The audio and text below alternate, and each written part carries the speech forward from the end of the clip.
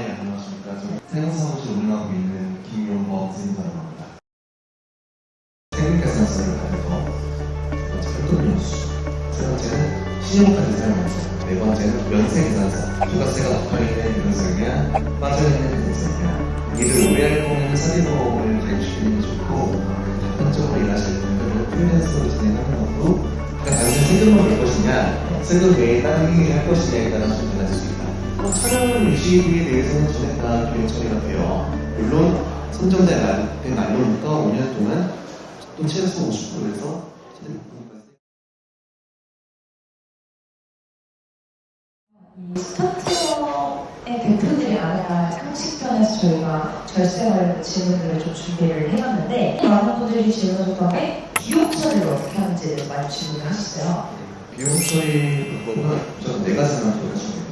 첫 번째, 세금계산서를 받아서, 두 번째, 현금연수, 세 번째는 신용카드 사용해서, 네 번째는 면세계산서. 세금계산서랑 면세계산서랑 다 동일한 내용인데, 부가세가 붙어있는 변호사냐, 빠져있는 변호사냐, 이 네 가지를 받을 수 있을 때에만 비용 처리가 되고, 그 다음에 내가 직원들에게 주는 인건비, 이 정도 요약할 수 있겠습니다. 그러면 인건비 처리는 어떻게 하는 게 좋나요? 이게 프리랜서도 있고 그 4대보험 있잖아요. 그거에 대해서 되게 고민을 하시는 분들 많더라고요. 일단 4대보험 단점부터 말씀드리면 4대보험이 나가요. 국민, 건강보험, 고용 문제가 나가서 이게 사업주 부담률 50%씩 있잖아요. 그래서 그게 상당히 부담이에요. 프리랜서는 그런 게 없어요. 프리랜서는 사업자거든요. 개인적으로 료를 제공하는 사업가기 때문에 3.3%의 프리랜서 원천세율을 떼는 것 외에는 4대보험 전혀 발생하지 않은 그런 장점은 있고요.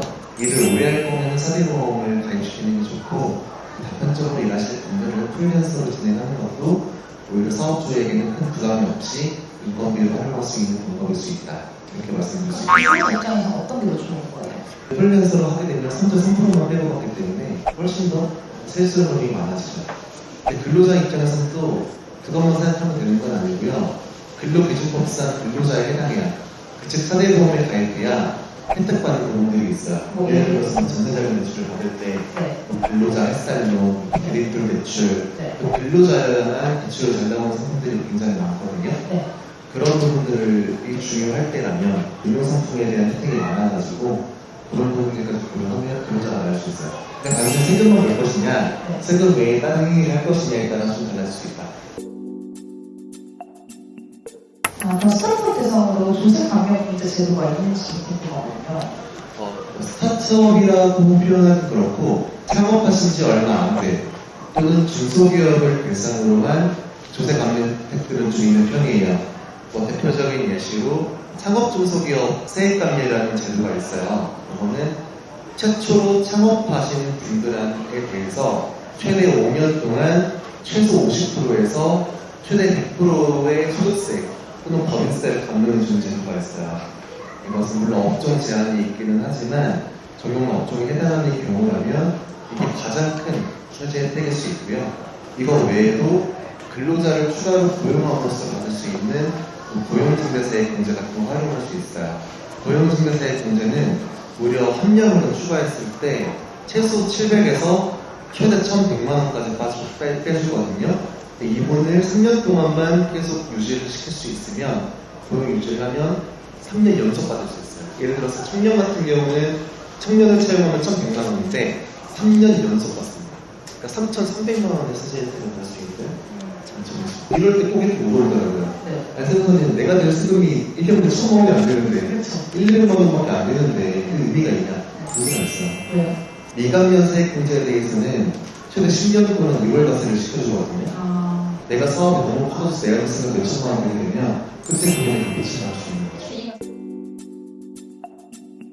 차량 구입 등 관련 지출 비용 처리를 할 수 있다고 들었거든요. 차량 유지비에 대해서는 전액 다 비용 처리가 돼요. 물론 복식후기 의무자, 그리고 법인 사업자, 법인의 경우에는 한도가 있기는 합니다만은 한도 내에서는 비용 처리가 가능한 부분이 있어서, 다만 매입보다는 리스나 렌트하는 게 조금 더 세제 혜택을 줄 수 있어요. 매입하는 경우는 생각보다 세제 효과가 크지 않거든요. 대신 리스나 렌트 같은 경우 매달 비이 나가잖아요. 그 금액에 대해서는 한도가 있긴 하지만 다 비용처를 받을 수 있는 장점이 있습니다. 그럼 만약에 중고차를 사면요? 중고차를 매입할 때에도 어차피 감가상각이라는 걸 통해서 비용 처리할 수 있기 때문에 그러니까 중고차도 비용 처리할 수 있나요? 그럼 똑같죠. 신차랑 다를 바 전혀 없어요. 벤처기업으로 선정이 됐을 때 장점이 되게 많다고 들었는데 어떤 장점이 있죠? 세부적으로? 벤처기업 선정하게 되면 창업중소기업 세입하면 말씀드렸잖아요. 네. 창업은 옛날에 했어요. 이미 5년이 지난 기업이에요. 그러다가 나만 우리 회사만의 기술력을 개발을 해서 벤처기업 투자를 신청을 했고 선정이 됐어요. 그러면 창업중소기업 세액감면의 세부 요건 중에 또 벤처기업에 해당하면 그때부터 또 5년 동안 감면이 적용가 있거든요. 즉 벤처기업에 선정하게 되면 선정된 날로부터 5년 동안 또 최소 50%에서 최대 100%까지 연구개발비 세액공제가 가능한 부분을 간단하게만 좀 설명을 해주실 수 있을까요? 연구개발비에 대한 세액공제는 연구개발 목적으로 직접 사용된 비용 또는 연구개발을 위한 핵심 인력들이 있어요. 인건비에 대한 세액공제를 최소 10%에서 20% 정도까지 받을 수 있는 그런 혜택이 있습니다. 그럼 적대비 같은 거는 어디까지 좀 요인이 돼요? 적대비는 한도가 일단 있는데 중소기업이냐 비중소기업이냐에 따라 달라요. 중소기업은 일단 기본 한도가 3,600만 원이에요. 여기에 매출액에 비례해서 조금 더 추가로 부는 부분이 있고요. 그 다음에 중소기업이 아니라 대기업이나 중견기업 같은 경우는 한도가 3,600만 원에서 1,200만 원으로 줄죠. 대출 이자도 저는 비용 처리가 되나요? 맞아요. 대출이자는 원칙상 전액 되는데 업무와 무관하게 사용하는 자산들이 있거나 가질금은 업무 무관 자산으로 보기 때문에 네. 그거에 해당하는 부분만큼은 또 비용 처리가 안 될 수 있긴 한데 근데 기본적으로는 적어도 된다. 이렇게 생각하시고 한도는 없다. 대출 이자는요? 네, 한도는 없어요. 국가로부터 받은 보조금은 어떻게 처리가 되죠? 특정 보조금들은 국가에서 이건 세금으로도 부과하지 않겠다. 네. 조세 혜택을 주는 보조금도 있는데 그건 보조금이 약간 성격과 그게 이제 정부 지침에 따라 좀 다른 부분이 있습니다.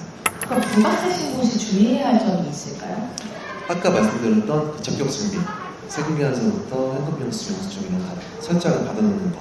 안 받은 상태에서 비용 지출하면 절대 인정 못습니다. 부가세 매우 깐깐하기 때문에. 가족을 신고를 해도 되나요? 그럼요, 되죠. 가족 기업도 많잖아요. 그게 뭐 비용 처리가 어디까지나 된다거나. 한도 없어요. 한도는 없는데 네.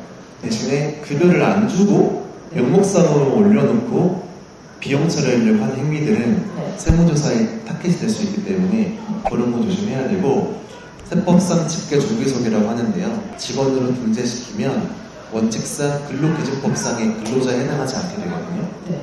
그런 조금 리스크, 좀 불이익은 있지만 네. 그 외에는 뭐 비용 처리하거나 뭐 하는 데 있어서 한도라든지 혜택의 사항은 없다. 프리랜서로 사업자 등록을 하면 좋나요? 필요는 없어요. 실익은 없고 네. 다만 실익이 있는 경우 한 가지가 있습니다. 스트리머나 네. 유튜버 네. 그런 분들은 사업자 등록을 하면 위력 창작 서비스업에 해당하는 일이거든요. 네. 유튜버나 스트리머들은 사업자 등록을 꼭 하는 걸 권장드리고요. 그 외의 프리랜서들은 뭐 사업자 등록을 꼭 굳이 할 필요까지는 없죠. 마지막 질문으로 세무 기장을 맡기는 게 꼭 맡겨야 하는지 아니면 세금 신고 처리만 신고해도 무방한지가 좀 궁금합니다. 일정 매출액에 도달하기 전까지는 꼭 기장 서비스를 받을 필요는 없어요. 네. 근데 복지법의 의무자에 해당하게 되면 그때는 꼭 세무기장이 필수적으로 된다 보시면 되고요. 네. 반대로 그 기준이 미달했을 때에는 꼭 굳이 세무기장 받을 받아서 할 필요는 없고 이제 세무 신고 기간, 부가세라든지 소득세 이럴 시즌 때만 맡겨도 무방은 하죠. 물론 인건비가 있을 때는 반드시 받을 필요가 있어요. 왜냐면 일반 대표님들은 인건비에 대해서 세금 신고나 사대보험 득실 또는 취득이나 상시 신고에 대한 부분에 대한 적용하기가 어렵기 때문에 그럴 때는 세무사님 도움을 받으면 좋고요. 물론 법인은 반드시 받아야 됩니다. 통장을 기반으로 한 정부기장이 의무화 되기 때문에 네. 법인은 필수고 개인들은 매출과 인건비 제출 여부에 따라서. 잘 들었으면 그럼 저희가 또 다음 콘텐츠에서 또 궁금한 거를 질문해 보도록 하겠습니다. 네, 감사합니다. 네, 감사합니다.